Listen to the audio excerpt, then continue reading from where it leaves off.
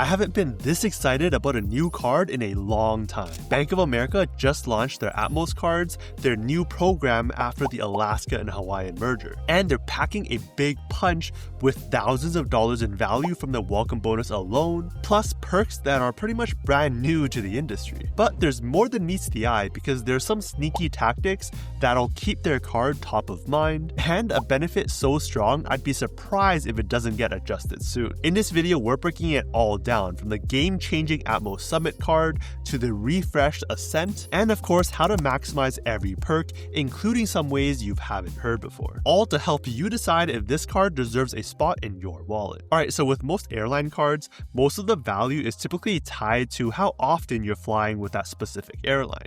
And that's the case here too. But with Alaska, I mean the Atmos rewards program, there's still a huge upside even if you're not constantly flying with Alaska or Hawaiian. That's because with the Atmos programs, you can redeem on some really strong partners like Cathay Pacific, American Airlines, Qatar, Korean Air, Singapore Airlines, and even Starlux. And the redemption rates are some of the best, not only towards other airline points, but even towards flexible points. So even if you don't live on the West Coast or fly Alaska every week, the card could still make sense, especially since they're pushing the boundaries of the kinds of perks that cards can offer. On the more basic side of the card, you'll earn 3 times points when spending on Alaska or Hawaiian, 3 times on dining, and 1 times on most of everything else. Very standard, but here's the real standout.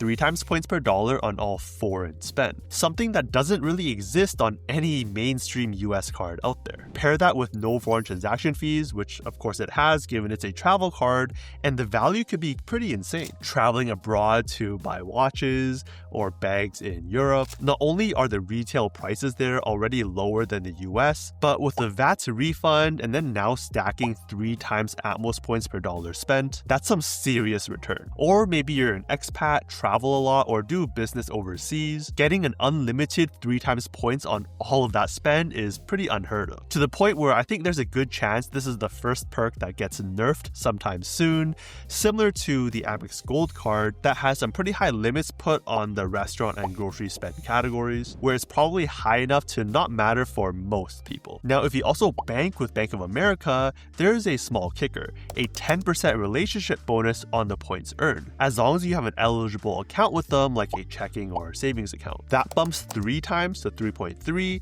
and 1 times to 1.1. Nothing game changing, but as someone who has a Bank of America account as my first account in the US for years now, it's nice to see that it'll give me just a little bit more return. But let's be real here, the everyday earning rates is not the headline. The big splash is the welcome bonus and these new global companion awards. The launch offer right now is 100,000 Atmos points and a 25,000 point global companion award after spending $6,000 in their first 90 days. And that's not including the 5,000 bonus points you would have if you signed up through the waitlist. So first, how much are these points actually worth? I'd say on the lower end, maybe you're redeeming for domestic economy flights, you could probably get 1 to 1.5 cents per point, but for premium cabins, especially international, you can get 2-3 cents per point, sometimes even more depending on the airline or route. Take flying California to Taipei on the new Starlux Airlines business class. That's 75,000 points plus about $18 one way, where the cash price is just under $2,800, working out to about 3.7 cents per point in value. It's also worth noting that the fees for awards here are much lower than industry average, that sometimes cost upwards of $100 per redemption, but even then you may not have to pay this, which we'll get to later. Another example, fly American Airlines from the East Coast all the way to Japan for the same amount of points and fees, showing just how generous the Atmos rewards program really is. But to keep things simple, I usually pin these points at a value of just 2 cents per point, where at that rate, the 100,000 point bonus is worth $2,000, multiple times the annual fee, even if you aren't going for premium cabins, which makes it easy to justify the card in year 1. And that's before we even talk about the Global Companion Awards. If you know about the old Alaska Visa card, then you'll know about the $99 companion fare. This is different, where instead of a flat cash ticket,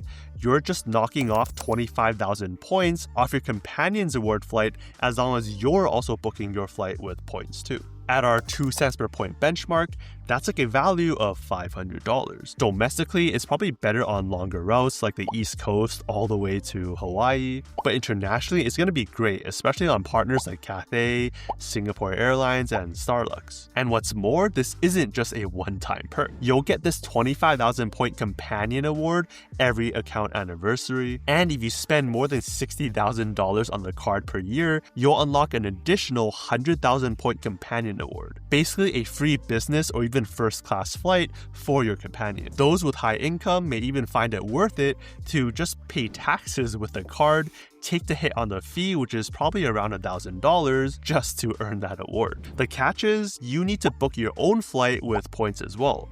And that's where their sneaky tactic comes in. Because you have to book these tickets with your points, once you're out of your Atmos points, say you've already burned through your welcome bonus, well then how are you going to have more points to use? Well, the most obvious thing is to then spend more on the card to then earn more points, to then use these companion awards in a good way year after year. That's a clever retention tactic, keeping their card top of mind and making you work to use that companion award to then lock in that value. Now, beyond standing out already with its new multiplier category and its high value welcome bonus, the Summit continues to shine when it comes to its perks. Starting with one I'm pretty excited for, status. Every account anniversary, you're going to get a 10,000 status point boost, as well as earn 1 status point every $2 spent with a card. To put that into perspective, their silver status is at 20,000 points and gold status at 40,000 points, and higher tiers scale from there. So right off the bat, just holding the card will get you halfway to silver already. And if you're spending regularly with a card, you're earning your way towards that status. Hit that $60,000 threshold every year and you're earning 30,000 status points, combined with the 10,000 boost will get you 40,000, which is exactly what you need for gold status. These tiers come with a whole host of benefits on their own, from potential upgrades down to different milestone rewards. And speaking of upgrades, just holding the Summit card actually gives you a bump when it comes to the waitlist for upgrades, below those with higher status but above those with corporate travel. It's also worth noting that because Atmos or Alaska is part of the One World program, your status maps over there as well, where Atmos Gold will get you One World Sapphire, which itself includes access to business class lounges and a bunch of other perks as well on those partner airlines. Now, Atmos has already announced that the requirements for their higher tiers will go up in 2026, but that will also come with new ways to earn status points from spend. So as the bar moves higher, the 10K status boost and being able to earn status points spending on this card will only get more valuable. And personally, being in Seattle, based right beside Alaska's main hub, and knowing I'll at least be flying with Alaska a few times a year, say with work trips, having perks like upgrade priority and lounge access all baked into a $395 annual fee card is a game changer. Finally, a premium card that actually makes sense for those of us in the Pacific Northwest. Speaking of lounges, the Summit will also give you 8 passes to Alaska lounges, not partner lounges, spread 2 every quarter throughout the year, where each pass will get you access for the adult plus up to 2 kids up to 21 years old. Unfortunately, the trend of splitting credits throughout the year strikes again. Now, it's not unlimited lounge access, but the Summit is also not an ultra premium card with like double the annual fees. So for what it is, it's pretty good, especially because it grants you same-day access to all Alaska lounges, which comes in handy if you're, say, transiting to different cities on the same day. If you like drinks, you'll also get up to 2 complimentary signature cocktails or selections from the elevated bar through 2026. For me personally, this perk also comes in handy, especially since I'm right by SeaTac, because the only nice lounge I have access to right now is the American Express Centurion Lounge, which I do not have guest access to because I'm not spending $75,000 a year on that card. With the Summit though, I can finally bring someone with me into a pretty decent lounge, which is already a major step up from those outdated priority pass lounges here. Now, another perk which I think is somewhat underrated, say you want to go on a trip, but the cheapest tickets are at the worst times of day. Well, with the same day flight change waiver, you could book that cheaper flight, and then on the same day, change it to a better time, even if that flight would have cost much more, as long as there's a seat on there. Typically, this would cost you $50 or $75, but with the Summit card, that fee is waived. There, of course, is still risk here, but if you're a frequent traveler or you're pretty flexible, then you can actually save quite a lot of money here. And if you do travel a lot, then you would know that delays happen quite often, especially when it comes to domestic flights when turnaround times are already so tight. But this card has you covered there too, where if you have a delay of more than just 2 hours, you'll automatically get a $50 voucher towards eligible merchants. And that's without extra paperwork or extra claims you have to do, and it'll be valid 48 hours from issuance. Though reading deeper into the terms, it sounds like it'll be statement credit as long as you're using your card for those purchases. Then there's the partner award fee waiver, which we touched on earlier, where the fees are already like $10 to $20, but if you are redeeming for a lot of awards, maybe a lot of lower value redemptions, then this can really stack up over time. Now that's already a lot of perks, and honestly, just researching this card more and more, I've already been selling myself on the card. But beyond those headline perks, you still have that solid foundation of the more typical perks that exist on most airline cards. Wi-Fi, getting 8 free passes a year, nice on paper, but with Alaska announcing free Starlink across their fleet around 2026, it may not be as useful in the long run. Free checked bags and preferred boarding in Group C for yourself and up to 6 of your companions, a major cost saver, especially if you're traveling all the time with family, a 20% rebate on Alaska and Hawaiian onboard purchases, global entry and TSA pre-check, the ability to transfer your Atmos points to some of their partners, although none of them have anywhere near strong value, and Visa Infinite perks like travel and purchase protection, plus one perk that I think a lot of people overlook, and that's getting some free travel data abroad. Through GigSky, you can get anywhere from 1 to 3 gigs of data across over 175 countries. Small but handy if you just want to land and get free data instead of paying $10, $20, $30 every time. Now that was a lot about the new Summit card, but it's still worth mentioning the new Atmos Ascent card, which is pretty much a refresh of their old Alaska Visa Signature card, where for a $95 annual fee, you'll earn a pretty high 80,000 point bonus and that $99 plus taxes and fees companion fare after spending just $4,000 across the first 120 days, so a bit longer to hit that spend. Again, if we value Atmos points at 1 cent per point, that's $800 in value.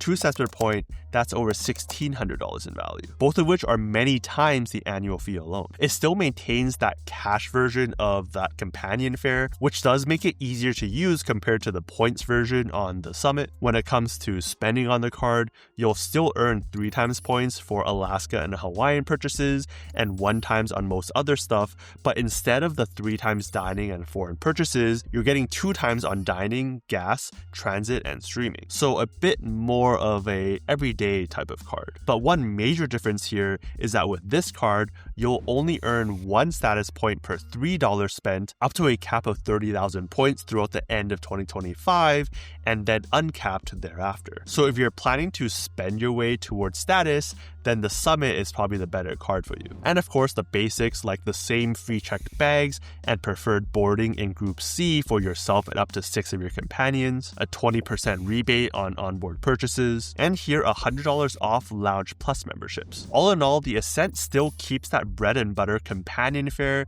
which for the right person can already offset the annual fee and then some year after year, but now also with a much higher welcome bonus. Okay, now stepping back a bit, these Atmos cards really do stand out, especially with the Summit card really pushing the boundaries of what an airline card can be. That said, I do have a few concerns. First, that 3 times points in the foreign spend category, I think is going to get capped pretty soon as people find more unique ways to take advantage. Then there's those global companion awards, which sound incredible, but there's 2 hurdles here. One, you need points to use them effectively, which means you'll keep spending more just to unlock that value. And 2, if you're doing those premium redemptions to get the highest cents per point, finding one award state is already hard. Finding 2 and on the same flight, that's where things get really tricky and could limit the value you can consistently get. And then there's that real risk of devaluation. With new ways to earn Atmos points in 2026, and with the recent flood of points with people transferring through the Amex,